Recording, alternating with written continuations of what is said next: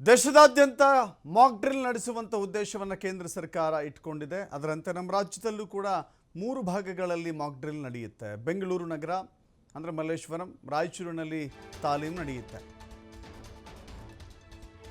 ಬೆಂಗಳೂರು ನಗರ ಭಾಗದಲ್ಲಿ ಮಲ್ಲೇಶ್ವರಂನಲ್ಲಿ ನಡೆಯುತ್ತೆ. Mach drill ಅನ್ನು ನಡೆಸಲಿಕ್ಕೆ ಉದ್ದೇಶವನ್ನು ಇಟ್ಟುಕೊಳ್ಳಲಾಗಿದೆ. ಇನ್ನು ರಾಯಚೂರಿನಲ್ಲೂ ಕೂಡ ತಾಲೀಮು ನಡೆಯುತ್ತೆ. ರಾಯಚೂರಿನ ಶಕ್ತಿನಗರದಲ್ಲಿ ಮಾಕ್ ಡ್ರಿಲ್ ಅನ್ನು ನಡೆಸಲಿಕ್ಕೆ ಸಿದ್ಧತೆಯನ್ನು ಮಾಡಿಕೊಳ್ಳಲಾಗಿದೆ.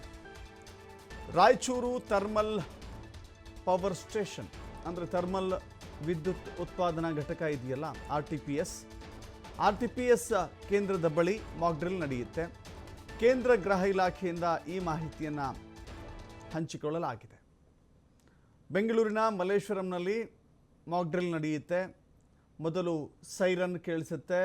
ಯುದ್ಧದ ಸಂದರ್ಭದಲ್ಲಿ ಮಾಡಬೇಕಾದಂಥ ಕೆಲವಷ್ಟು ಅಲ್ಲಿರುವಂಥ ಕಾರ್ಯಚಟುವಟಿಕೆಗಳೇನಿರುತ್ತೆ ಅದರ ಬಗ್ಗೆ ರಾಜ್ಯದ ಜನರಿಗೂ ಕೂಡ ಅರಿವು ಮೂಡಿಸುವ ಉದ್ದೇಶದಿಂದ, ಜಾಗೃತಿ ಮೂಡಿಸುವ ಉದ್ದೇಶದಿಂದ 2 ಕಡೆಗಳಲ್ಲಿ ಆಯ್ಕೆ ಮಾಡಿಕೊಳ್ಳಲಾಗಿದೆ. ಮಲ್ಲೇಶ್ವರಂನಲ್ಲಿ ನಡೆಯುತ್ತೆ. ಆ ನಂತರದಲ್ಲಿ ರಾಯಚೂರಿನ RTPS ಬಳಿ ನಡೆಯುತ್ತೆ. ಶಕ್ತಿನಗರ ಹೇಳಿ ಕೇಳಿ ನಮ್ಮ ರಾಜ್ಯದಲ್ಲಿ ಅತ್ಯಧಿಕ ವಿದ್ಯುತ್ ಉತ್ಪಾದನೆ ಮಾಡುವಂಥ ಸಾಮರ್ಥ್ಯ ಇರುವಂಥ ಘಟಕ ಅದು.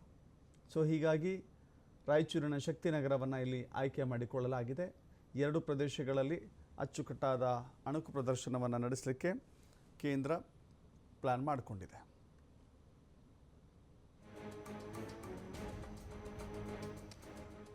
ಮತ್ತಷ್ಟು ಮಾಹಿತಿ ನಮ್ಮ ಪ್ರತಿನಿಧಿ ಗಣೇಶ್ ನೀಡ್ತಾರೆ. ಗಣೇಶ್, 2 ಭಾಗಗಳಲ್ಲೂ ಕೂಡ ಇದನ್ನು ಆಯ್ಕೆ ಮಾಡಿಕೊಳ್ಳಲಾಗಿದೆ.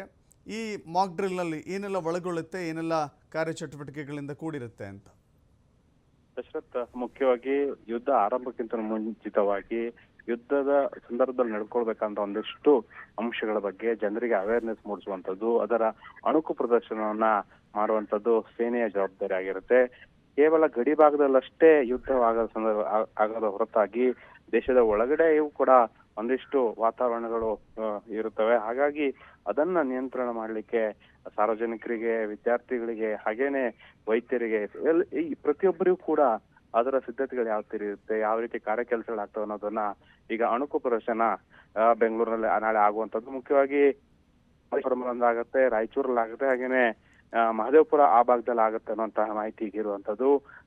ಇಲ್ಲಿ ಅಂತಂದ್ರೆ ಈ ಒಂದು ಅಣುಕು ಪ್ರದರ್ಶನ ಅಥವಾ ಮಾಕ್ ಡ್ರಿಲ್ ಅಂತ ಏನ್ ಕರಿತೀವಿ, ಆ ಒಂದು ಪ್ರದರ್ಶನದಲ್ಲಿ ಸಾರ್ವಜನಿಕ ರಸ್ತೆಗಳಲ್ಲಿ ಹಾಗೇನೆ ಪ್ರತಿಯೊಂದು ಸ್ಥಳಗಳಲ್ಲಿ ಯಾವ ರೀತಿ ಸೂಕ್ಷ್ಮತೆಯನ್ನು ಕೂಡಿರ್ಬೇಕಾಗತ್ತೆ, ಜನಸಾಮಾನ್ಯರು ಪಾಲಿಸಬೇಕಂತ ನಿಯಮಗಳೇನು, ಅಂತಹ ಒಂದು ಯುದ್ಧ ನಡೆದರೆ, ಇಂಡೋ ಪಾಕ್ ಯುದ್ಧ ಗಡಿಯಲ್ಲಿ ನಡೆದರೆ ಆ ಸಂದರ್ಭದಲ್ಲಿ ಇಲ್ಲಿ ನಾವು ನಡ್ಕೊಳ್ಬೇಕಾದ ಒಂದಿಷ್ಟು ಕೆಲಸಗಳೇನು ಅಥವಾ ನಮ್ಮ ಜವಾಬ್ದಾರಿ ಏನು ಅನ್ನೋದ್ರ ಬಗ್ಗೆ ಜನರಿಗೆ ಅರಿವನ್ನು ಮೂಡಿಸುವಂತಹ ಕಾರ್ಯವೇ ಇದು ಅಣುಕು ಪ್ರದರ್ಶನ ಆಗಿರುತ್ತೆ. ಹಾಗಾಗಿ ಇದರ ಕುತೂಹಲ ಜನರಲ್ಲೂ ಕೂಡ ಈಗ ಇರುವಂತದ್ದು. ನಾಳೆ ಒಂದು ಡೆಮೋ ಅದಂದ್ರೆ ಅಣುಕು ಪ್ರದರ್ಶನ ನೀಡುತ್ತೆ ಅನ್ನುವಂತಹ ಮಾಹಿತಿ ಇರುವಂತದ್ದು.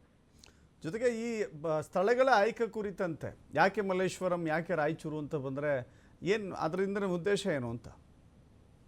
ಅಲ್ಲ, ಖಂಡಿತವಾಗ್ಲು ಅಂತಂದ್ರೆ ಇಂಥದ್ದೇ ಸ್ಥಳ ಅನ್ನುವಂಥದ್ದು ನಿಗದ್ರ ಬಗ್ಗೆ ನಮಗ್ ಕೂಡ ಮಾಹಿತಿ ಇಲ್ಲ. ಅಂದ್ರೆ ಸಾರ್ವಜನಿಕವಾಗಿ ಸೂಕ್ಷ್ಮ ಪ್ರದೇಶಗಳು ಇರ್ತವೇನೋ, ಅಥವಾ ಜನದಟ್ಟಣೆ ಜಾಸ್ತಿ ಇರುವಂತಹ ಪ್ರದೇಶಗಳಾಗಿರ್ತವೇನೋ, ಅಥವಾ ಒಂದಿಷ್ಟು ಸೇನೆಗೆ ಹತ್ತಿರವಾದಂತಹ ಸಾರ್ವಜನಿಕ ಸ್ಥಳಗಳು ಕೂಡ ಆಗಿರಬಹುದು. ಹಾಗಾಗಿ ಇದು ಯಾಕೆ ಇಂತಹ ಸ್ಥಳಗಳನ್ನ ಆಯ್ಕೆ ಮಾಡ್ತಾರೆ ಅನ್ನೋದ್ರ ಬಗ್ಗೆ ಈಗ ಇನ್ನೂ ಕೂಡ ಸೇನೆಗೆ ಸಂಬಂಧಪಟ್ಟಂತ ಯಾವುದೇ ರೀತಿ ಮಾಹಿತಿಗಳು ಅಥವಾ ಸ್ಪಷ್ಟತೆಗಳು ಇನ್ನೂ ಕೂಡ ಬಂದಿಲ್ಲ. ಆದ್ರೆ ಈಗ ನಮಗೆ ಮೇಲ್ನೋಟಕ್ಕೆ ಪ್ರಾಥಮಿಕವಾಗಿ ತಿಳಿದಂತ ಮಾಹಿತಿ ಪ್ರಕಾರ ನಾಳೆ ಈ ಒಂದು 3 ಜಾಗದಲ್ಲಿ ರಾಯಚೂರು, ಹಾಗೇನೆ ಮಲ್ಲೇಶ್ವರಂ, ಹಾಗೇನೆ ಬೆಂಗಳೂರು ನಗರದಲ್ಲಿ ಈ ಒಂದು ಅಣುಕು ಪ್ರದರ್ಶನ ಮಾಕ್ ಡ್ರಿಲ್ ಸೇನೆಯಿಂದ ಆಗತ್ತೆ ಅನ್ನುವಂಥದ್ದು.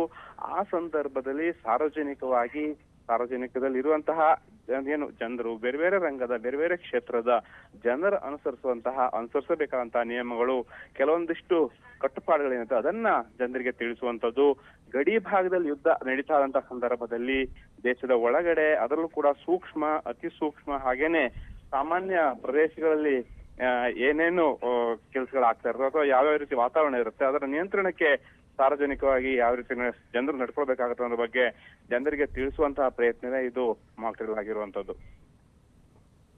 Okay, thank you Ganesh.